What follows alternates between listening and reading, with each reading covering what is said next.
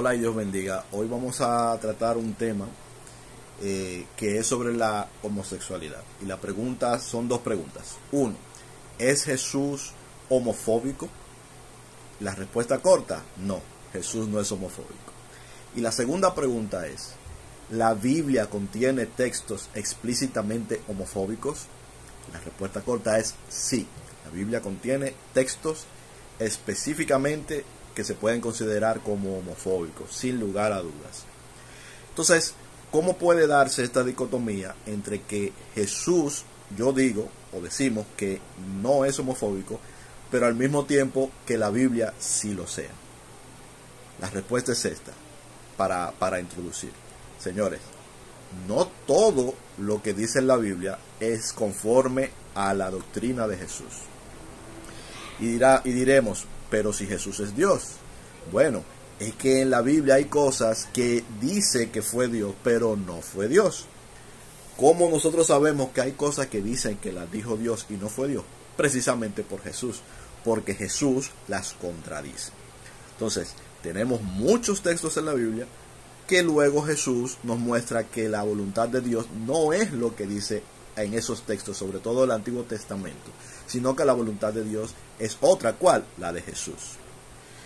Entonces, empecemos y vamos a usar un ejemplo muy simple. En el libro de Levítico, capítulo 20, nos dice, en el versículo 10, nos enseña que cuando una persona comete adulterio, es decir, cuando un hombre o una mujer tiene relaciones sexuales con el esposo o la esposa de otra persona, ¿verdad?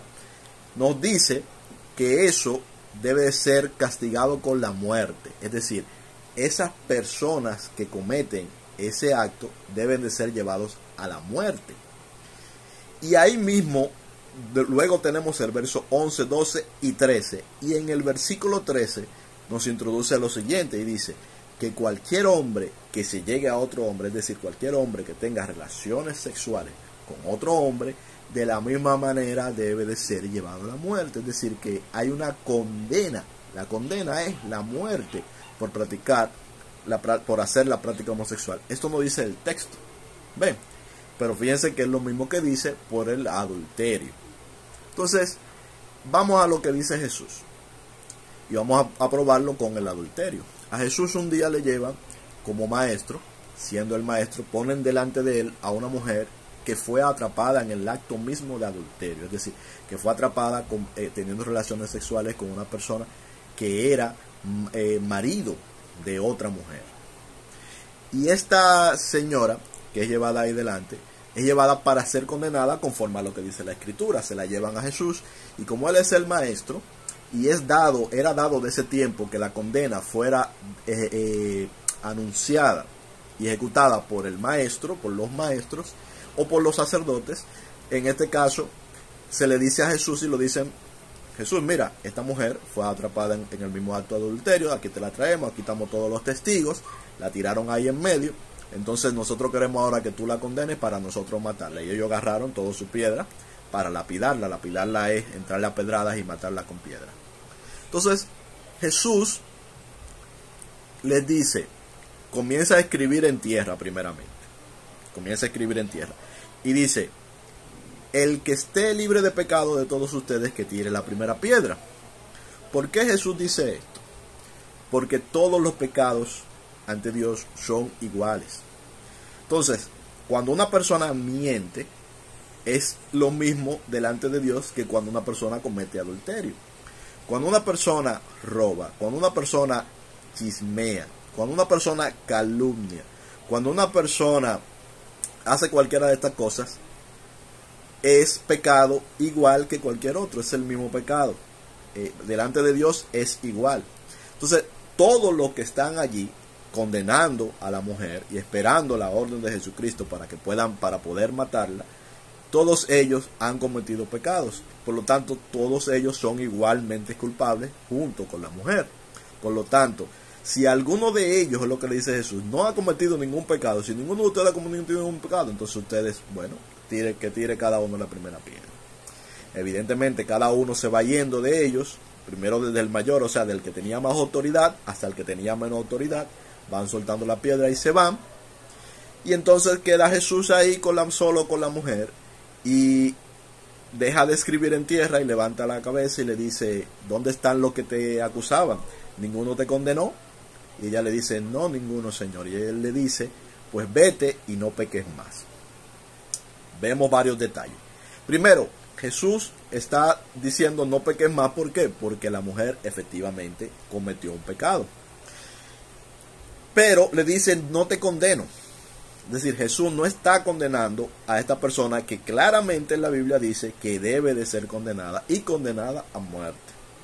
Pero Jesús dice, yo tampoco te condeno. Ninguno de ellos te condenaron, yo tampoco te condeno. Yo siempre pienso que la razón, o que tal vez una razón por la que Jesús escribe en tierra, es para mostrar la fragilidad que tiene el escrito.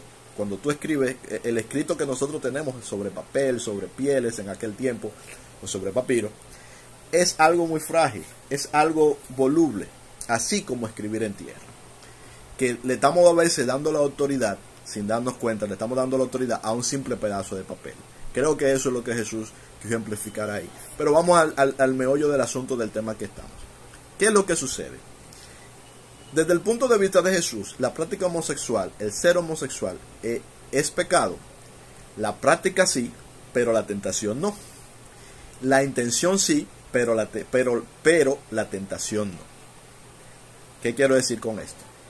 Una cosa es practicar el pecado, otra cosa es tener la intención en el corazón y el deseo de realizar el pecado, y otra cosa es tener la tentación de pecar. La tentación no es pecado, la intención sí y la acción sí. Es decir, Jesús claramente nos dice, por ejemplo, cuando una persona desea a la mujer de su prójimo, es decir, que la codicia en su corazón, ya ha adulterado con ella. Es decir, Jesús dice que cuando una persona desea a la mujer de otro, ya pecó del pecado de adulterio, aunque lo haya hecho en su corazón y no haya cometido la práctica. Entonces Jesús nos está diciendo que el pecado está en el corazón, no solamente en la práctica, sino primeramente en el corazón, porque primero está la intención y después está el hecho. Por ejemplo, si una persona es obligada a punta de pistola a tener una relación íntima, por ejemplo una mujer a tener una relación íntima con un hombre, la amarran y hacen todo eso, esa mujer no ha pecado. Sin embargo, en muchas de las creencias tribales de aquellos tiempos, una mujer que era violada era considerada pecadora por haber sido violada, porque sus miembros su cuerpo había cometido el acto. Pero señores, el pecado nunca estuvo allí. El pecado está en el acto siempre y cuando esté la intención. Por lo tanto, en este caso de este ejemplo que acabo de dar, esa mujer no habría pecado, esta mujer habría sido una víctima. Ella no habría estado pecando ni en el acto ni en la intención. Entonces, tenemos que entender esto. Pero, más importante aún, es lo siguiente. ¿En qué consiste la homofobia? En este caso, la homofobia religiosa. La homofobia religiosa consiste en que no se basta con el simple hecho de entender que algo es pecado o algo no es correcto, como le acabo de decir, como el mentir, como cualquiera de estas cosas, el adulterar o el practicar la homosexualidad, sino que trata de impedir por medios físicos que estas personas hagan estas actividades. ¿Se entiende? O sea, son formas restrictivas de ver la voluntad de Dios. Pero la voluntad de Dios no es restrictiva. La ley verdadera, que es la ley de Cristo, la ley de Cristo es la ley de Dios. Y la ley de Cristo lo que dice es: ama a tu prójimo como a ti mismo, al Señor tu Dios sobre todas las cosas. Todas las otras cosas se derivan de aquí. Y eso no es restrictivo. Cuando digo que no es restrictivo, quiero decir que Jesús nunca te va a impedir pecar. Jesús nunca va a impedirte pecar. Si tú quieres pecar, tú pecas y Jesús no te lo va a impedir. Lo que Jesús va a hacer es mostrarte el camino de la cual es la voluntad de Dios para tu vida, para que tú, de tu voluntad, por tu propia decisión, por el amor que el mismo Cristo te ha expresado, veas por ti mismo que eso que Dios te está recomendando es lo que te conviene y tú decidas seguir ese camino. Nunca así impedirte seguir ese camino. Jesucristo, Dios no te va a impedir pecar, nunca. Dios lo que te está es mostrando el camino correcto, el camino que te conviene, el camino que nos conviene a nosotros, que es el no pecar, pero no nos restringe de pecar. Pero aparte de eso y más allá, tampoco Dios nos condena. Por eso vemos aquí que Jesús no la condena, pero le dice vete y no peques más. Es decir, le está enseñando, le está diciendo, mira, no debes de pecar. Ahora, pecaste, pero yo no te condeno. Eso es lo que Jesús está diciendo. Yo no te voy a condenar, pero vete y no peques más. O sea, te está enseñando la verdad, te está diciendo vete por ese camino y no cometas pecado. Porque no te conviene cometer pecado, porque lo mejor para ti, para tu vida, es la voluntad de Dios. Y esa voluntad de Dios para tu vida es que no peques y te va a ir bien. Pero yo no te voy a impedir pecar, yo no te voy a condenar por haber pecado, ¿verdad? Esa es la doctrina de Jesucristo. Por lo tanto, esa doctrina no entra dentro de la homofobia, simplemente entraría siendo que la homosexualidad sí es pecado desde el punto de vista de Jesucristo, desde el punto de vista de los que creemos en Él. Sí es pecado, pero no es homofobia porque no se trata de impedirte que lo hagas, ni se trata de condenarte por hacerlo. Es decir, o tú eres, esta persona practica la homosexualidad, entonces la vamos a apartar. O esta persona que practica la homosexualidad, o como mucho tiempo se hizo, la vamos a llevar. A la gente la llevaban a la cárcel por ser homosexual. A la gente todavía en la fecha de hoy hay 7 países que claramente tienen pena de muerte por practicar la homosexualidad, pero no tienen pena de muerte por mentir, ¿entiendes?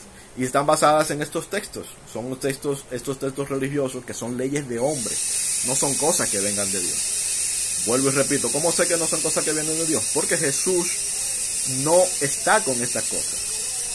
De hecho, son cosas contradictorias, porque si hay una ley de Dios que nos dice no matarás, ¿cómo puede haber otra ley que nos diga mata? Son cosas contradictorias. La ley de Jesús no se contradice, es ama a tu prójimo como a ti mismo. Como tú amaste a tu prójimo como a ti mismo, no lo vas a matar, no le vas a mentir, etcétera, etcétera, etcétera. Vas a procurar no pecar contra él. Entonces, ¿pero por qué entonces la práctica homosexual sí sería pecado? Bueno, porque esto va en contra de lo que Dios quiere para nuestra vida, que es lo que nos conviene a nosotros en nuestra vida. Pero esto es una recomendación, esto es un enseñarte el camino que te conviene. No es no te voy a permitir hacerlo y si lo haces te voy a castigar. No es eso lo que Dios está haciendo. Entonces, ¿por qué? Porque el plan de Dios para el ser humano, lo que conviene al ser humano, es que el hombre se llegue a una mujer y que se case, que forme una familia con esa mujer y que procree con esa mujer si es posible, tengan hijos, etcétera, si es físicamente posible. Porque podría decir que hay personas que tal vez tienen una enfermedad y no pueden procrear, pero que la enfermedad tampoco es el plan de Dios. La enfermedad es el producto del pecado. De la misma manera, las tentaciones que nosotros tenemos son producto del pecado, pero las tentaciones, como yo dije hace un momentito, no son pecado, aunque son producto del pecado. Entonces, yo no puedo entender por qué una persona llega a ser homosexual. Hay muchísimas hipótesis, pero sí yo puedo entender por qué una persona, por ejemplo, llega a mentir, porque eso es algo en lo que sí yo me he visto tentado en mentir, y es algo que de hecho yo he practicado el mentir. Entonces, es solamente para poner un ejemplo.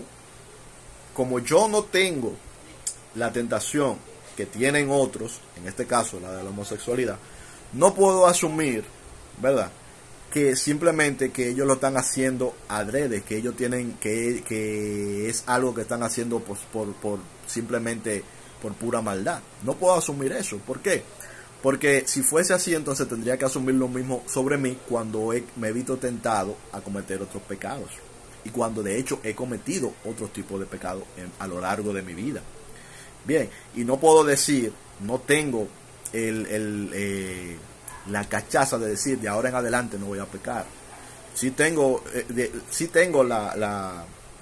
puedo decir de ahora en adelante buscaré no pecar, trataré con la ayuda de Dios de perseverar en no pecar.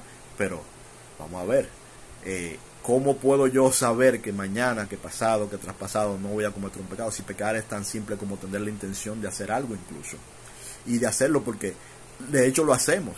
somos pecadores. Entonces, nosotros somos salvos en Cristo porque Él pagó por nuestros pecados. Pero no porque Él nos condena si pecamos, sino porque Él nos pagó porque pecamos. Él pagó por los pecados que nosotros cometimos, quiero decir, perdón. Pablo claramente lo dice, ¿perseveraremos en pecar? No perseveraremos en pecar porque no nos conviene pecar. Al ser humano no le conviene pecar. El ser humano piensa que le conviene pecar muchas veces, en muchas ocasiones, así se lo parece, pero siempre es un error. Siempre es un error. Ahora, vuelvo y repito, aún así Dios no nos condena por ello, sino que Dios mandó a su Hijo para salvarnos. ¿A quién? A nosotros, a los que hemos pecado.